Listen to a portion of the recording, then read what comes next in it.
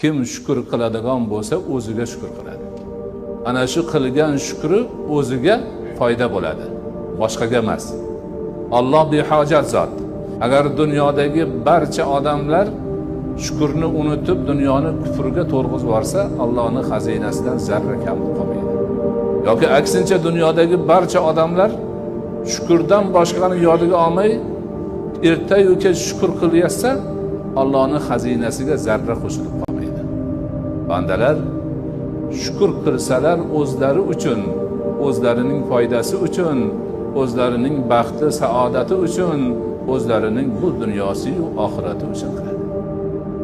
Shuning uchun Alloh subhanahu va taolo aytadiki, la in shakartum la azidannakum.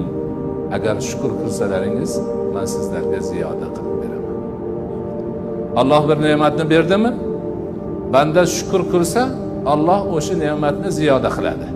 Demak, shukrdan o'ziga foyda kelyapti, boshqaga emas.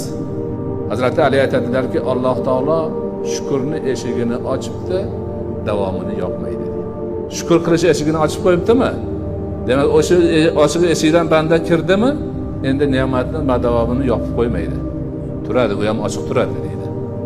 Shukr qilaveringlar, ziyoda bo'laveradi.